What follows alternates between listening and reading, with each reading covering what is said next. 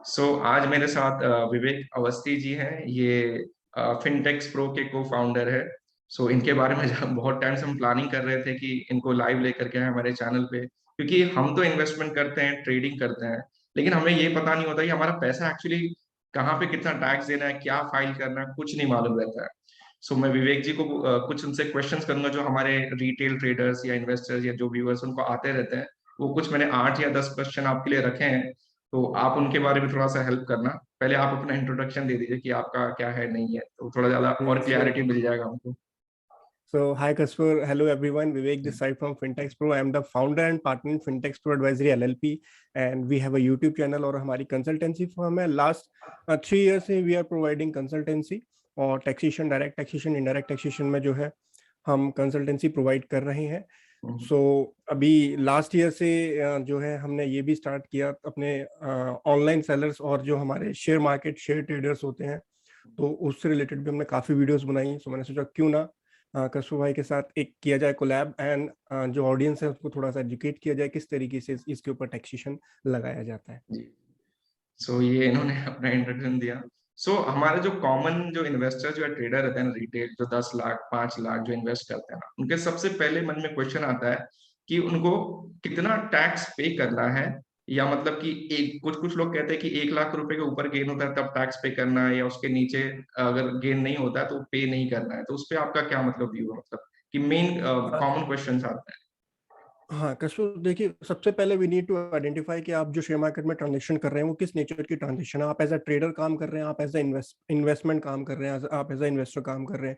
तो जब आप ट्रेडर काम करते हैं तो वहाँ पे टैक्स ट्रीटमेंट अलग होता है, इनकम टैक्स के अंदर उसका ट्रीटमेंट अलग किया जाता है. और जहाँ जब आप इन्वेस्टमेंट करते हैं तो उसका टैक्स ट्रीटमेंट थोड़ा सा डिफरेंट होता है. तो सबसे पहले यू नीड टू आइडेंटिफाई कि किस नेचर की ट्रांजेक्शन आप करते हैं. क्या आप एक ट्रेडर हैं शेयर मार्केट के अंदर, क्या आप इंटरडे ट्रांजेक्शन बहुत ही ज्यादा करते हैं, या कभी कभी इंटरडे करते हैं, लॉन्ग टर्म शॉर्ट टर्म आप ज्यादातर करते हैं.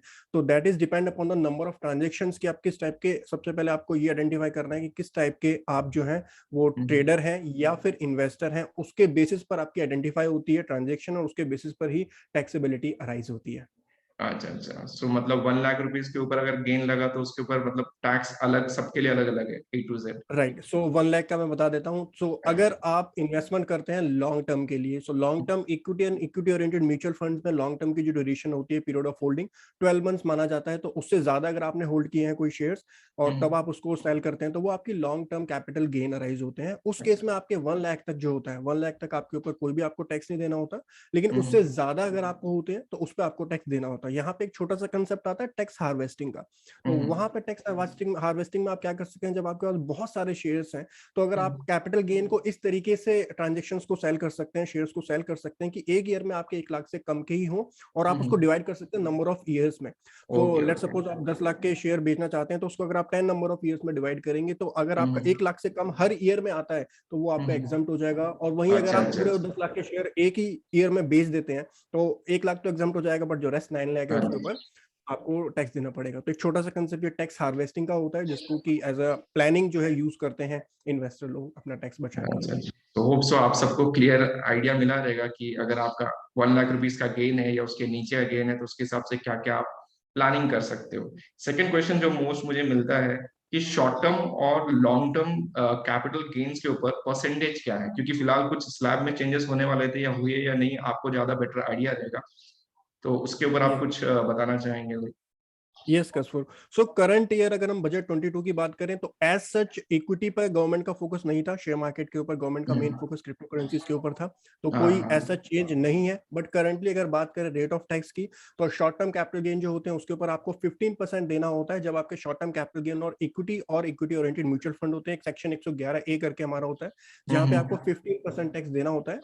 एंड दूसरा हमारा होता है long term capital gain. Long term capital gain equity and equity oriented mutual fund अगर आपका है तो उस केस में आपको जो टैक्स देना पड़ेगा वो 10% टैक्स देना पड़ता है. लेकिन वहां को एक आपको एग्जम्पशन लिमिट मिलती है जो हमने अभी भी डिस्कस की. 1 लाख तक के गेन अगर आपके होते हैं इक्विटी के या फिर इक्विटी ओरिएंटेड म्यूचुअल फंड के, तो वहां पे आपको 1 लाख तक की एग्जम्पशन जो है वो मिल जाती है. तो ये अच्छा चीज अच्छा आपको ध्यान रखनी चाहिए.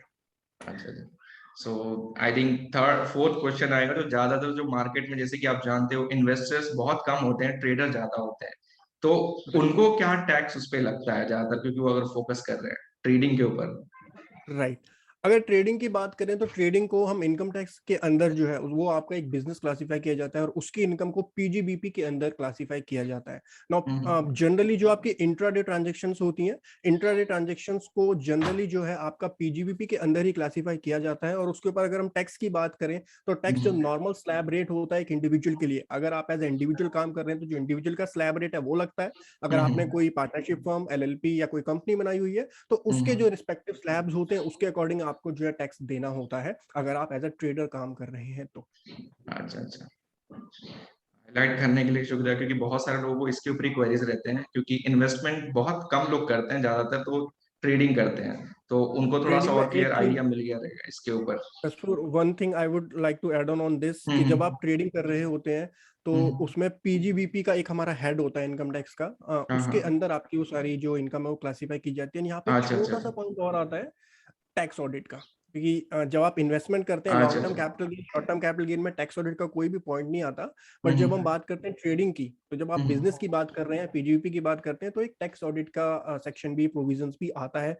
और हम्म मैंने जो है बहुत ज्यादा क्वेरीज फेस की हैं क्लाइंट्स की, हम्म क्योंकि लॉसेस हो जाते हैं कई बार, और फिर लॉसेस को कैसे कैरी फॉरवर्ड करना है या किसको उस तरीके से हैंडल करना है, टैक्स ऑडिट होगा नहीं होगा, तो हम्म वो चीज भी आपको ध्यान रखनी होती है। सेक्शन 44A होता है। तो जब आप एज अ हम्म ट्रेडर काम कर रहे हैं तो आपको जरूर ध्यान रखना है, अगर आपके ऊपर टैक्स ऑडिट एप्लीकेबल है जरूर हम्म करवाएं, किसी प्रोफेशनल की हेल्प जरूर लें, क्योंकि टैक्स ऑडिट जो होता है वो एक क्वालिफाइड चार्टर्ड अकाउंटेंट कर सकता है। तो हम्म। जब आप ट्रेडिंग कर रहे हैं तो इस चीज का आपको जरूर ध्यान रखना है, क्योंकि वो ना कराने पर बहुत हैवी पेनल्टीज लग सकती हैं आपको इनकम टैक्स के अंदर। सो यहाँ डेढ़ पे लाख जितने रुपए भी ट्रेडर्स, अगर आप मेरा चैनल फॉलो करते हो और इन केस आपको कोई क्वेरीज आता है, आप डायरेक्टली फिनटेक्स प्रो को अप्रोच कर सकते हो, वो आपको पूरा का पूरा गाइड करेंगे, क्योंकि ये सारी चीजें हम ट्रेडिंग में बिजी रहते हैं, इन्वेस्टमेंट में बिजी रहते हैं, पर हमारा वो लुकआउट नहीं रहता कि पीछे कुछ चीज हमारे पीछे चल रहा है, राइट। तो वो क्लियर करना काफी इंपॉर्टेंट होता है, अदरवाइज जैसे इन्होंने बताया कि हैवी पेनल्टी आने वाले वक्त में लग सकता है आपको। तो इसके लिए जो भी चीज है आप इनसे कंसल्ट कर सकते हो, इनके वेबसाइट पे विजिट कर सकते हो, वो उनके लिए आपको पूरा का पूरा गाइड करेंगे।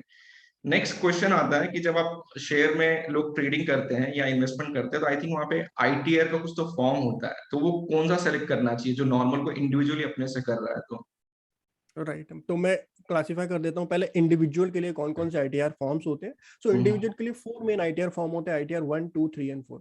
आईटीआर हम्म 1 एंड 2 जो होते हैं वो सैलरीड क्लास इंडिविजुअल्स के लिए होते हैं, ITR three hmm, and four जो है वो बिजनेस क्लास इंडिविजुअल्स के लिए होते हैं।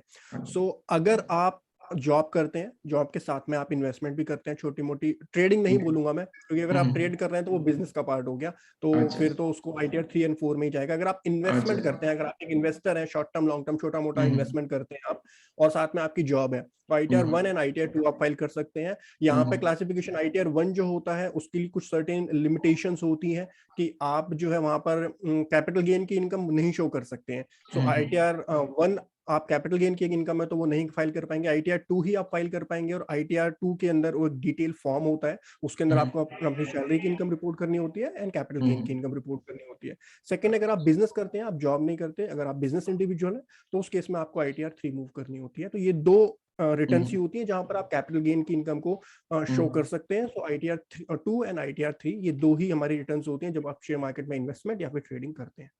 ओके, सो होप सो बहुत सारे लोगों को डाउट था कि आईटीआर 1 या आईटीआर 3 या 4 में कौन सा फाइल करना है या करेक्ट है, राइट। तो आप बिजनेस कर रहे हो ट्रेडिंग के हिसाब से, तो उसके हिसाब से आपको आईटीआर 3 और 4 का आपको मतलब हेल्प लेना पड़ेगा, आप वो सब में चूज कर सकते हो।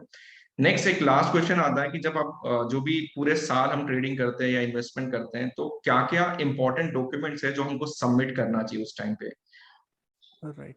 कुछ डॉक्यूमेंट देखिए, सबसे पहले तो अगर मैं बात करूंगा स्पेसिफिकली जब आप शेयर मार्केट में इन्वेस्टमेंट करते हैं, इसके अलावा आपको अपना फॉर्म 16 वगैरह वो भी चाहिए होता है, वो तो सैलरी की इनकम के लिए चाहिए होता है। सैलरी की। हम स्पेसिफिकली बात कर रहे हैं जब आप शेयर मार्केट में ट्रेडिंग कर रहे हैं, इन्वेस्टमेंट करते हैं, उस टाइम पे आपको चाहिए होता है। एक तो आप किसी भी डीमैट पे जब आप जाते हैं तो डीमैट में रिपोर्ट्स आपको मिलती हैं, तो वहां पे आपको पीएनएल रिपोर्ट मिलेगी, तो एक वो ओके। पीएनएल रिपोर्ट आपको चाहिए होती है, और एक कैपिटल गेन रिपोर्ट होती है। ये दो हम्म रिपोर्ट सुफिशिएंट होती हैं, आप अपने टैक्स प्रोफेशनल को देंगे अगर आप खुद भी फाइल करते हैं, तो इन दोनों रिपोर्ट्स में से आपको सारी डिटेल्स मिल जाएंगी, एंड उसकी हेल्प हम्म से आप जो है अपना आईटीआर करेक्टली फाइल कर पाएंगे। इसके अलावा एक छोटी सी चीज और है जो कि आपको देखनी होती है आजकल, एक AIS फॉर्म आता है आपका इनकम टैक्स के अंदर।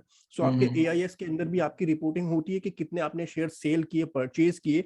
सो उसको आपको एक बार मैप करना चाहिए, मैच करना चाहिए अपने जो भी आपका P&L रिपोर्ट है, जो भी आपका कैपिटल गेन रिपोर्ट है, टू योर AIS, और वो मैच करने के बाद में ही आपको ITR फाइल करनी चाहिए। और वो डॉक्यूमेंट्स भी अगर आप किसी प्रोफेशनल से करवाते हैं तो वो डॉक्यूमेंट्स आपको अपने प्रोफेशनल्स को देने चाहिए। इसके अलावा नॉर्मल डॉक्यूमेंट जो बैंक स्टेटमेंट होती है वो आपको चाहिए होती है। प्लस अगर आप जॉब करते हैं तो आपको फॉर्म 16 चाहिए। अगर आपका बिजनेस है तो नॉर्मल बिजनेस का आपका जो P&L बैलेंस शीट होता है वो हमको चाहिए होता है ITR फाइलिंग के लिए। सो इतना सारा, बहुत सारा आपका कॉम्प्लेक्स चीज था, टू बी फ्रैंक, ऑडिटिंग का, हार्वेस्टिंग का, या इतनी सारी चीजें, तो इतना सारा चीज जो है, आप मतलब अगर किसी को सीखना है, मतलब ये सारी GST फाइलिंग के लिए, ITR के लिए, सो होप सो, जैसे कि मैं बिलीव करता हूँ कम में सब सीखें, तो आप भी आई थिंक शायद कुछ ऐसा प्रोवाइड करते हैं ताकि ज्यादा से ज्यादा स्टूडेंट सीखें, ग्रो करें, या CA परस्यू कर रहे हैं या कुछ भी, या फिर करियर के लिए स्किल बेस्ड ट्रेनिंग जैसे कि आप कुछ प्रोवाइड करते हो, आई थिंक मैंने देखा था। यस तो आप उसके ऊपर कुछ हाईलाइट करना चाहेंगे सो दैट जो इंटरेस्टेड वो एनरोल कर सकें? यस कसफुर, so basically the problem is कि आज की डेट में बहुत सारे टैक्स प्रोफेशनल्स को भी नहीं पता। ये बहुत ही एमर्जिंग मार्केट है जहां पर लोग बहुत ज्यादा ट्रेड करना पसंद करते हैं, इन्वेस्टमेंट करना पसंद करते हैं। आफ्टर द कोविड सिनेरियो बहुत चेंज हो गया है, इन्वेस्टमेंट एकदम से बूम आया है इस इंडस्ट्री के अंदर। बट कहीं ना कहीं लोगों के पास बहुत सारे चैनल्स हैं सीखने के लिए कि इन्वेस्टमेंट कैसे करें या फिर शेयर मार्केट में ट्रेड कैसे करें, बट उसका टैक्सेशन वाला जो पार्ट है वो इतना ज्यादा कॉम्प्लेक्स है। यूट्यूब पे आप देखने जाओगे आपको टुकड़ों में बहुत सारी वीडियोस मिलेगी बट एक कंप्लीट इन्फॉर्मेशन आपको नहीं बिल्कुल मिलेगी। बिल्कुल इवन तो सही। मेरे पास भी इतनी सारी क्वेरीज आती हैं, लोगों को नहीं पता होता कि भाई टैक्स ऑडिट करवाना है नहीं करवाना, लॉस कैसे कैरी फॉरवर्ड करना है, टर्नओवर क्या काउंट होगी, टैक्स हार्वेस्टिंग कैसे करनी है, लॉन्ग टर्म पे कितना, शॉर्ट टर्म पे कितना, इतनी सारी क्वेरीज होती है, ग्रैंड फादरिंग के प्रोविजंस है।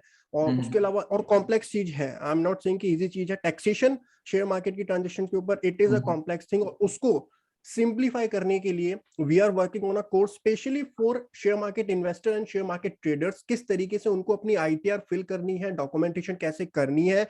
अगर वो खुद करना चाहे वो खुद भी कर सकते हैं, और अगर वो किसी प्रोफेशनल से करवा रहे हैं तो एटलीस्ट दे शुड नो कि उनका काम करेक्टली हो रहा है या नहीं हो रहा है। क्योंकि मेरे पास ऐसे ऐसे प्रोफेशनल्स आए, मेरे पास ट्रेडर्स आए हैं, इन्वेस्टर्स आए हैं जिनकी ITR कंप्लीटली गलत फाइल हुई है। ITR 1 and ITR 4 presumptive taxation, ITR 4 में कैपिटल गेन आ ही नहीं सकता, वो फाइल की है लोगों ने।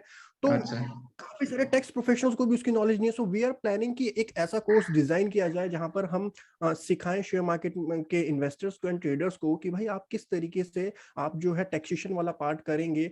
खुद नहीं करना चाहते कोई बात नहीं, टाइम नहीं होता, लेकिन एटलीस्ट यू शुड नो कि भाई अगर मेरी ये ट्रांजेक्शन है, अगर मैं इंट्राडे करता हूं तो वो कहाँ रिपोर्ट होनी चाहिए। ऐसा नहीं हो कि इंट्राडे को आपके टैक्स प्रोफेशनल ने दिखा दिया कैपिटल गेन के अंदर। बिल्कुल बिल्कुल। तो ये काफी सारी मिसकंसेप्शंस होती हैं जो कि आपको at least you should know the basics, taxation के बेसिक्स की अगर नहीं पता। आज की डेट में मैं बात करूं, शेयर मार्केट में इन्वेस्ट करना बहुत आसान है, डीमैट अकाउंट खोलो एंड कर लो, बट उसका जब टैक्सेशन की बात आती है तो बहुत कॉम्प्लेक्सिटीज आती हैं। तो उसको सिंप्लीफाई करने के लिए we are working on a taxation course और share market investor and traders, जो कि बहुत ही जल्दी हमारा 1 से 2 वीक के अंदर लॉन्च होने वाला है हमारी वेबसाइट fintechspro.in के ऊपर, और बहुत ही रीजनेबल प्राइस में होगा।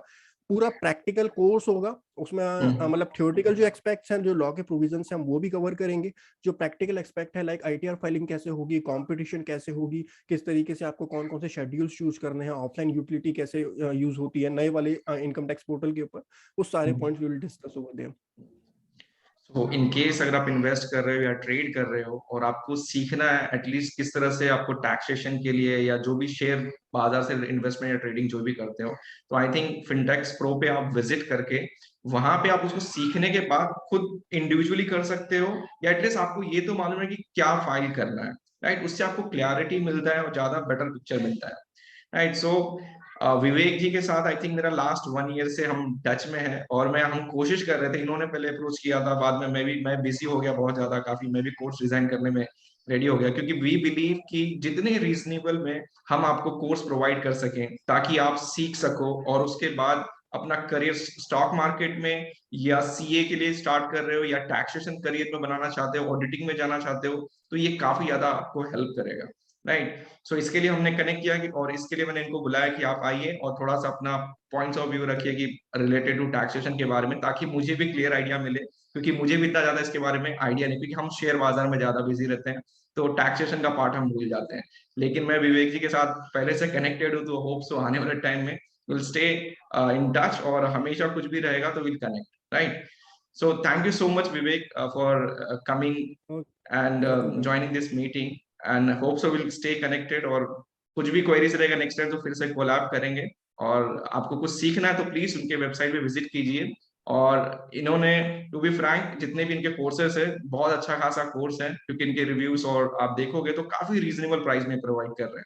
तो you can approach there and you can learn, जैसे कि आप मेरे यहाँ पे सीखते हो उसी तरह वो भी आपको प्रोवाइड करेंगे। और उनका भी लाइफ टाइम एक्सेस है, I think, right, life time access वो भी आपको प्रोवाइड करते, वन टाइम इनरोलमेंट किया, अपडेट्स आपको मिलते जाएगा, right. So that is what we believe कि आज के टाइम पे स्किल्स इंपॉर्टेंट है, तो आप डेफिनेटली ग्रो होगे, ताकि आप बार बार देख सको, क्योंकि कभी कुछ चीजें कॉम्प्लेक्स होती है तो उसको रिपीट करना हो तो फिर से इनरोल करने की जरूरत नहीं है, टाइम खत्म हो गया, फिर से आप देख सकते हो आपके कन्वीनियंट टाइम पे।